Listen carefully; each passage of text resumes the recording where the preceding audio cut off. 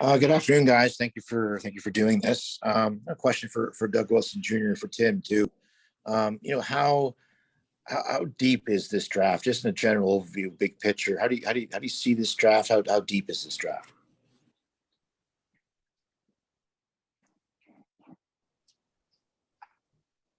Uh, just overarching, Curtis. I mean, it's a pretty deep draft in the sense that there's more aspects to this draft. There were players that didn't play last season, so they're older players, and they weren't able to be seen last year. We took a few OHL players last year that played very minimal games. I think you'd expect to see a couple older players that were eligible last season, move into this year now that they've had a full season. So it's probably added to the entire depth of the draft, just different ages of players for this one, O2s, O3s, and O4s.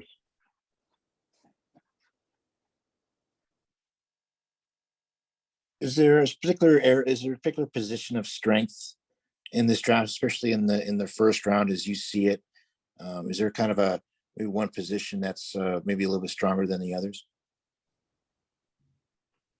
Even if there was, Curtis, I don't think I would tell you. I'm sure you guys have talked about this before at length, but what are the core qualities, the intangible qualities that you look for in a player? Obviously you got, there's stuff measurables that you look at, but what are the other things you look at when you're looking at a drafting a player, especially at in a lottery pick like this year? Well, I'll lean on Berkey and Joe to kind of answer that question because they've been around for almost all of our drafts. Joe's been here for all of our drafts, and Berkey I think only missed one. So the experience that they have, meeting different personalities, meeting people from different walks of life. Thomas Bordeleau's path to hockey was different than William Eklund's path. That was different from Ozzy Weisblatt's path. So I think everybody, has their own path, whether they were born into a hockey family, whether they picked up hockey at 12 years old. I think just getting to know humans and their path and their strengths and their weaknesses, and if they fit with us. But, I'd probably lean more on Berkey and Joe on that question. Yeah, I think most teams will tell you they're looking at hockey sense, speed, adaptability, playmaking, ability to play in all situations type of thing. I mean, they're going to tell you a lot of different things. Best player available, and then you always got to balance out your depth chart. But I think it's different for everybody. But obviously, skating and hockey sense is critical things that. If a guy can really think the game and he's got speed, that's a good start.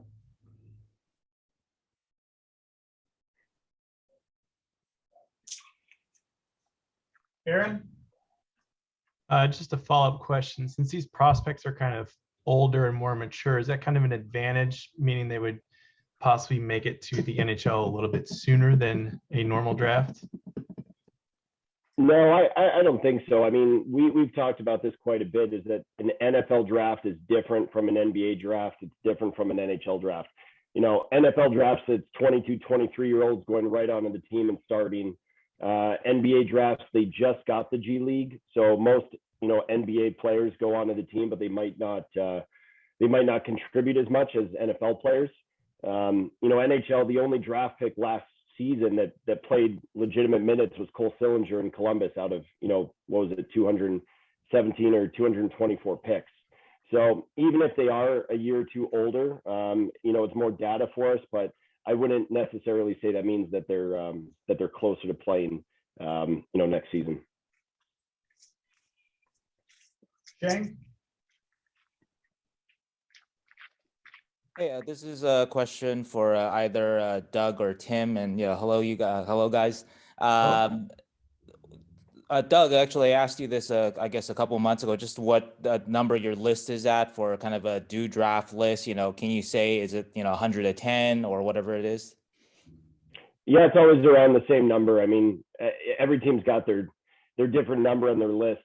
We just finalized it with our Europeans a couple of weeks ago, so it's a similar number to the last few drafts we've had, right around there. And a question for anybody who wants to take this one. Right now you guys don't have a second round pick. I guess generally you guys are always looking for, to get into that area, but is that maybe in this draft a little more urgency to get into that layer of the draft or less urgency? Well, definitely. Oh, go ahead, Berkey. I think it's always urgent to get in there. Why wouldn't it be? Can't argue with that. just checking if this draft was any different in any sort of way. And this is a question specifically for Doug and Tim. We talked to Joe earlier about sort of the GM search, and it's hard to say, how. I think Joe, you alluded to something about how the, whatever or whoever you guys draft, it wouldn't go against whatever the philosophy of the new GM may be. So just asking Doug and Tim, have you guys, spoken with any of the finalist candidates in terms of just in terms of what they might be looking for in the draft? Have you kind of worked with them already in any kind of sense? No. Okay.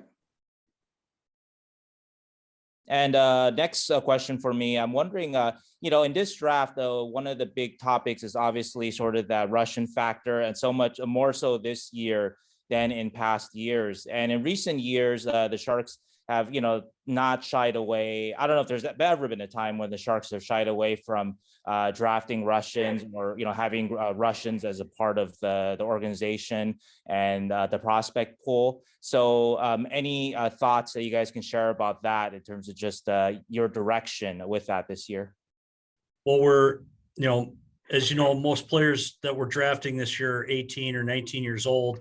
The likelihood of them being ready to play is, usually when they're 21, 22, 23 years old.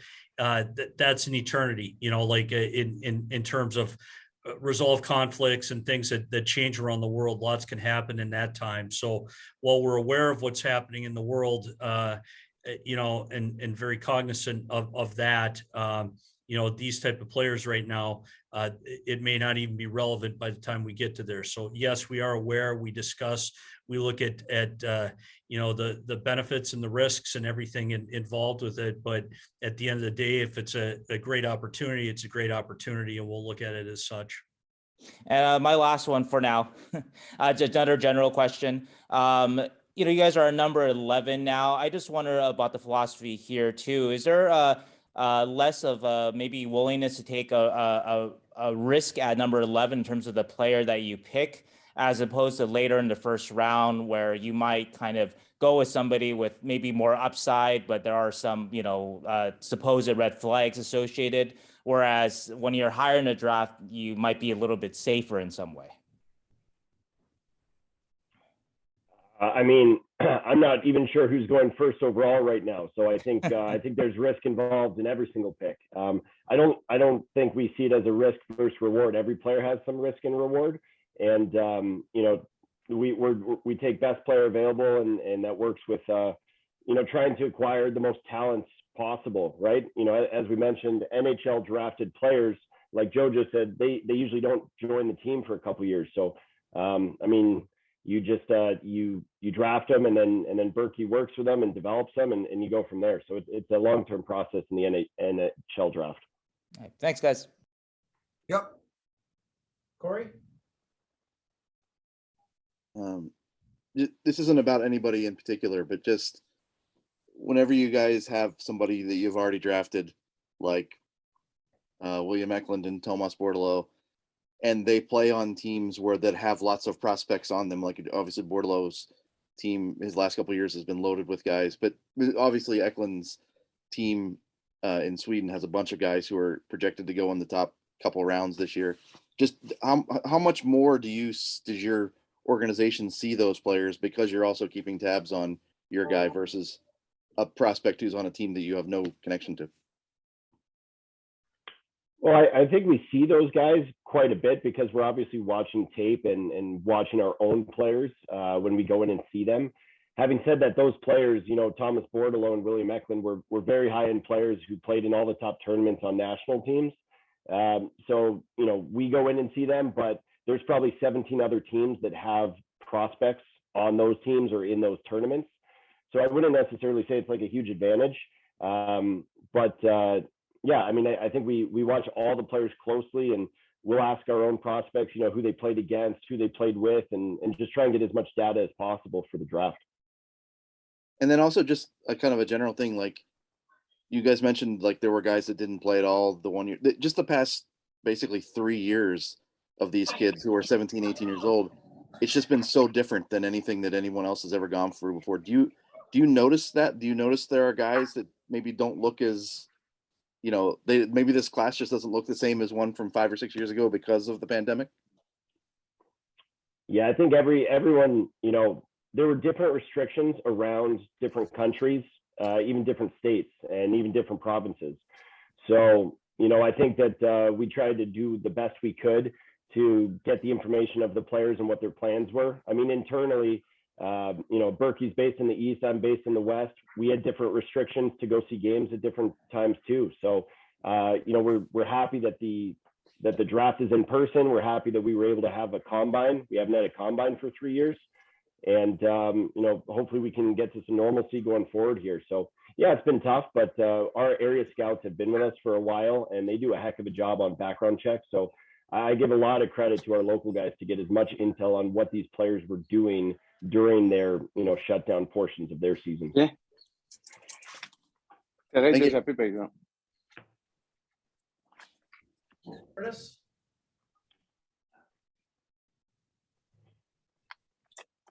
Hey, sorry about that, Joe. I mean, how do you, obviously, you know, the Sharks have made trades remotely here in these last couple of drafts, but do you anticipate there just being a little bit more activity, not necessarily with the Sharks, just but with overall with general managers around the league being on the same draft floor this year? Do you anticipate there being maybe more trade activity than usual? Yeah, it always seems that when we're in person there, you know, everybody's talking to each other a little bit more. It's a little bit easier. Having said that, it's pretty, you know, more methodical around the league compared to what it used to be. People have their value charts and they know what the value of picks, and they talk to other teams all the time about, you know, moving up and down and around much more than the past. So in the past, you know, couple of years, you know, there's been, you know, the analysts and everything will come forward with potential trades. Teams decide to do that. We talk to each other. We still make them. We're making them over the phone. In the COVID years, we'll be back here on the floor. It, you know, probably will ramp up a little bit in person. You know, I think this league, you know, used to be kind of just sit till your pick and take whoever's there. And now you see a lot of move ups and move downs. And I think that's just going to continue to grow, not move the other way. I think you mentioned before that you're keeping the number 11 pick. Is that still the case, or can there be a move out there to, you know, if you want to, you know, try to get better immediately get some immediate help? Could that possibly be in play? Well, I think you could say when you have number 11 pick, it's an asset, and it's an asset that you can use to make your team better in many different ways. We're focused on the goal, you know, of that we do need to replenish with younger players, but it doesn't mean it's a younger player through this draft. It could be, you know, any younger player that perhaps is part of something that fits within that, so that within our winning cycle, you know, using that pick in a huge deal, you know, that changes the trajectory is more unlikely. But, you know, in something that, again, moving up, moving down, you know, staying within the range of young players, I would say anything's possible. And why wouldn't we look at everything that's on the table? But, you know, as it stands right now is we'll go to the draft and select a player. But again, all the way we're open-minded to any, you know, young player that we can grow with, if that's even available in a deal. You know, the organization's hope is obviously to be back in the playoffs next season and be back in the playoffs for a long time. You know, with that in mind, how important is it to hit on this pick, number 11? Well, it's, history says like every pick is you're talking about players this year born in 2004. Some are 17, some are 18 years old. You do the best you can on your due diligence between, watching them play, watching the video, talking to them, their parents, their coaches, their, everybody else there, looking at the combine, and you get the best information you can to make the judgment. Nothing is certain, but at number 11, that's again a really good asset, something that we intend on and plan on that being a big part of our future, however we use that pick. But it's still going in. That's the beauty of this draft, and why it's always so fascinating is you're picking 18-year-old players, they're human beings, and then to do your homework on it, do the best you can, and develop them, watch them grow into young prospects.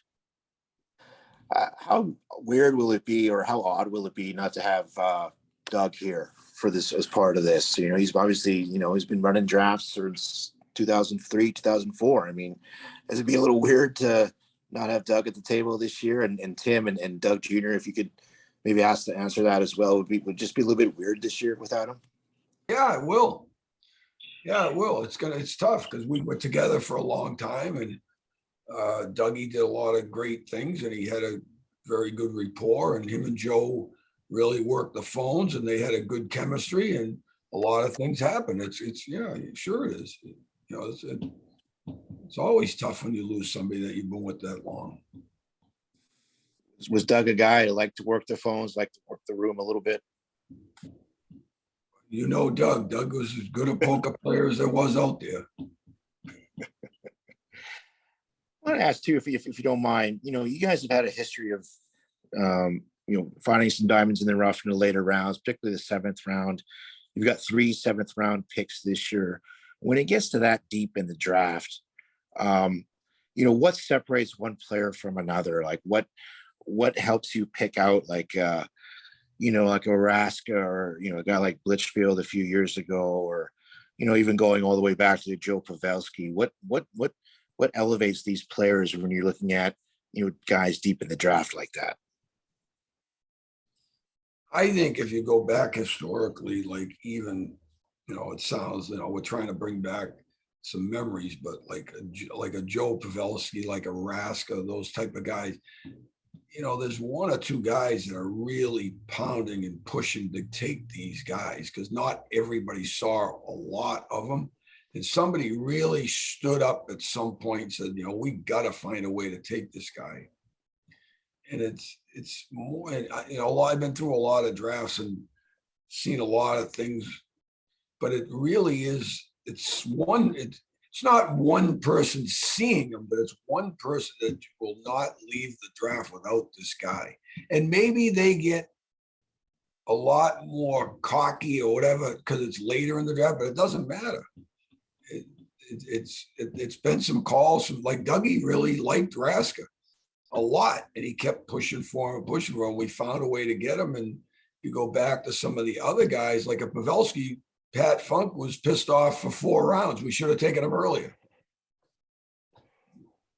And but I think a lot of it is that certain guys in certain areas don't see all the other players, and there's certain players they see that they won't let go of. And sometimes you got to get lucky too. Yeah, just to jump on that a bit, I want to mention that we've got 2 scouts, Gilles Cote and Brian Gross, who've been with us for a long time, and they might be retiring at the end of this draft, and they have been with us for forever, and they are perfect examples of this. Adam Raska played in the Quebec League, and Gilles Cote, he drove around, he went to games. Sometimes I think you think it's Berkey and I making the picks. Our picks are a collaborative effort of our local scouts. And the amount of hours that they drive around individually, a 5-hour drive in a snowstorm for a scout is normal. And these guys work their bag off, and they do an unbelievable job in background checks, talking to coaches and teammates. So when Berkey says like that they're pounding the table because they've put in the work. And I have to give a lot of credit to those guys. Gilles Cote and Brian Gross have been phenomenal for us, and they have found those guys. Gilles Cote, like I said, found Raska, was there for Timo Meyer. When our local guys pound the table and they start getting rattled, you know that we have to pick them. Otherwise, they won't talk to us the rest of the year. So it's a lot of the local scouts get the credit for that. All right, thank you guys. Shane? Question for Joe. William Eklund has said that he's going to play in a World Junior Championships. He also was selected for the team, obviously. Thomas Bordeleau was selected for the selection camp, and so they haven't decided their team yet. But will Bordeleau be allowed to play if Team USA picks him?